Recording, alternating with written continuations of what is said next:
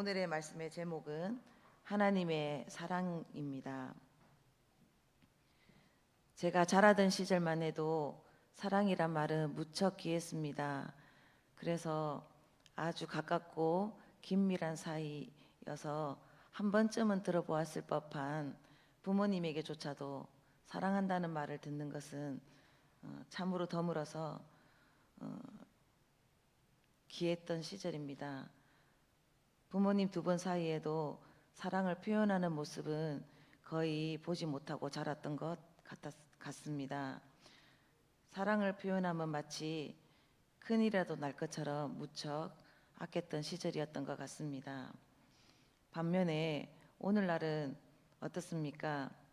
부모님과 자녀뿐만 아니라 부부 사이가 아니더라도 고객센터에 전화만 걸어도 사랑합니다 라는 말은 너무나 쉽게 듣게 되는 시대에 살고 있는 것 같습니다. 사랑한다는 말이 듣기 어려웠던 그 시절이나 사랑한다는 말이 너무나 흔해진 지금이나 생각해보면 듣지 못해 애정 결핍을 더 느낀다거나 반대로 자주 듣는다고 해서 사랑이 채워지는 것은 아니더라는 것입니다. 결국 중요한 것은 형식적인 표현보다는 말의 진정성이 아닐까 생각해 봅니다.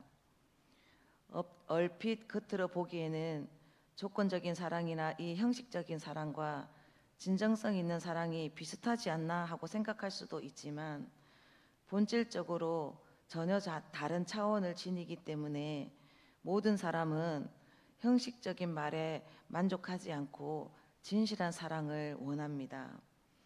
특히 부모님이나 배우자와 같은 자신에게 있어서 중요한 타인에게는 더더욱 진실한 사랑을 갈구하게 되며 확인받고 싶어 합니다.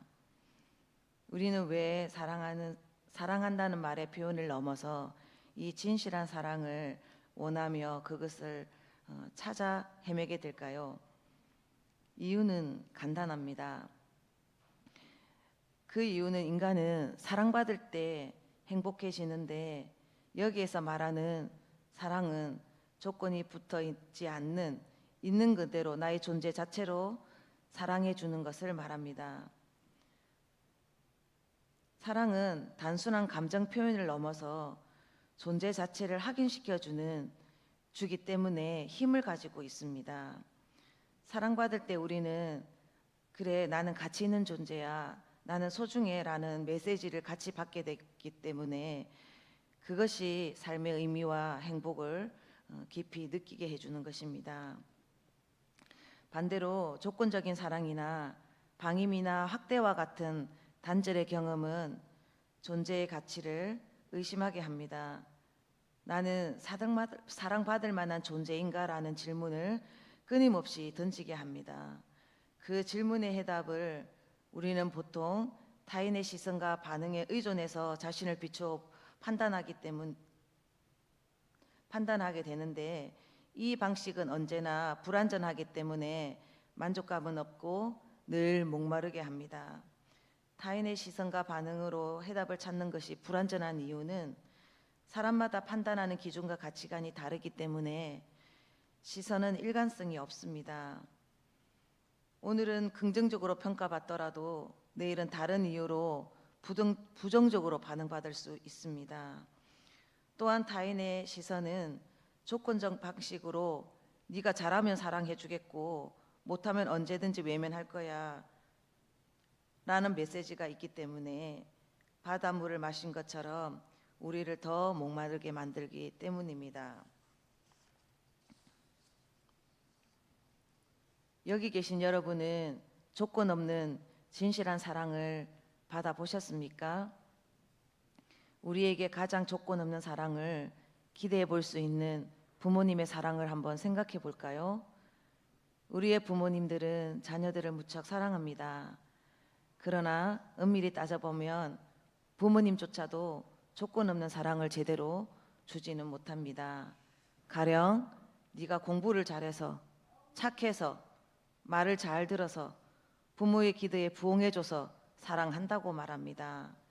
이런 조건이 따라오는 사랑은 자녀들에게 조건이 무언의 압박으로 다가옵니다. 학교에서 문제를 일으키게 되면, 공부를 못하면, 몇 년씩 방 안에서 나오지 않고 있다면, 명문대를 나오고도 취직을 못해 몇 년째 집안에서 빈둥빈둥 놀고 있다면 알지? 그때는 알아서 해 라고요.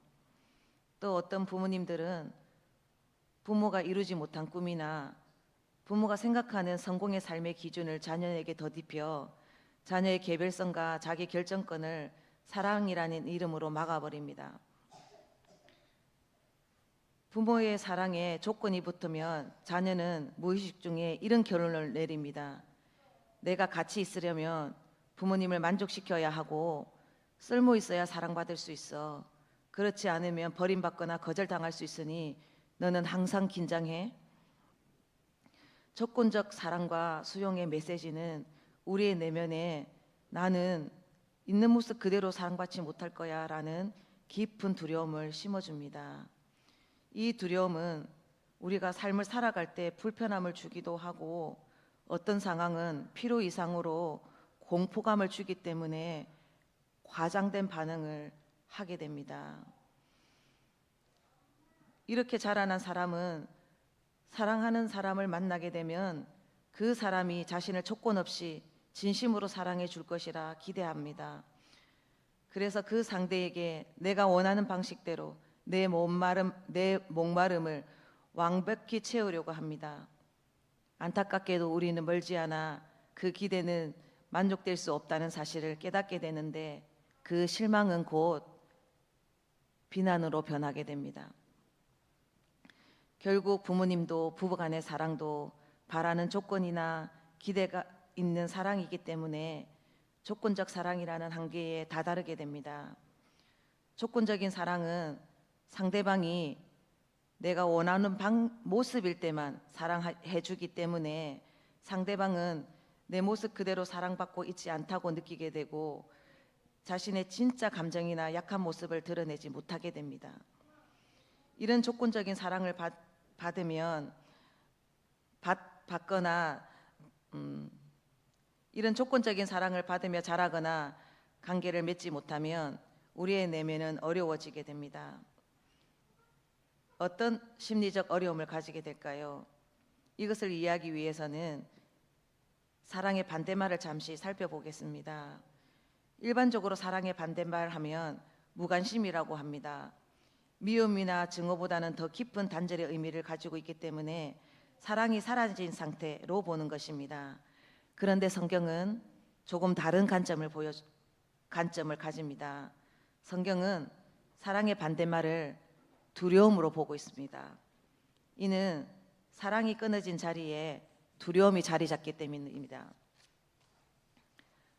조건 없는 사랑의 결핍은 단순히 애정 결핍이 아니라 존재 자체가 흔들리는 존재론적 두려움을 가지게 됩니다.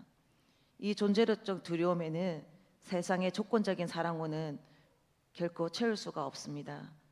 존재 자체를 받아들이는 무조건적인 사랑이 필요한 것입니다. 무조건적 사랑만이 나는 있는 그대로 소중하다라는 메시지를 주기 때문에 그때야 목마름을 채울 수 있습니다.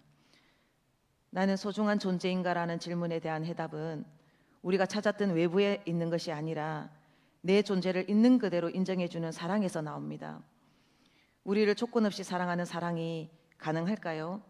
실수나 실패, 스스로도 인정하고 싶지 않은 감추고 싶은 부분조차도 포함하는 이 무조건적인 사랑이 가능할까요? 어디에서 찾을 수 있을까요? 우리가 읽고 있는 성경은 끊임없이 이야기하고 있습니다. 오직 하나님만이 우리에게 그 조건 없는 완전한 사랑을 주신다고요.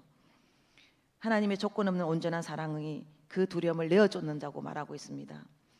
하나님의 사랑은 우리가 기대하는 단순한 위로 정도가 아니라 우리 속에 있는 두려움을 몰아내주는 강력한 힘을 가지고 있습니다.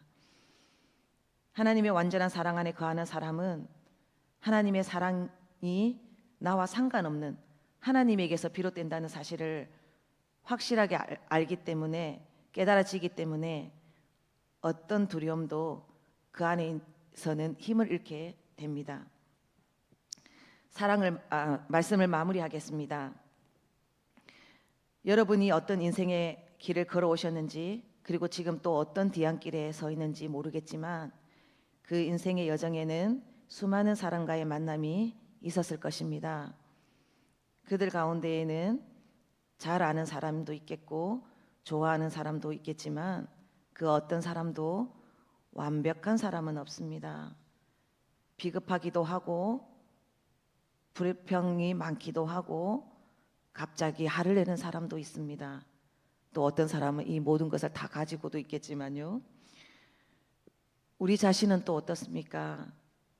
우리도 크게 다르지는 않습니다. 그러나 놀라지 마십시오. 그리고 두려워하지 마십시오.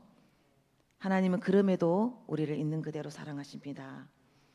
우리의 모든 연약함이 있음에도 불구하고 우리를 있는 그대로 사랑하시는 하나님의 온전한 사랑으로 여러분을 지금 나를 초대하고 계십니다. 우리를 먼저 사랑하신 하나님의 온전한 사랑 안에 거할 때 여러분은 비로소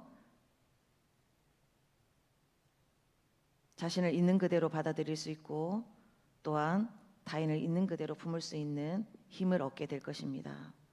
기도하겠습니다.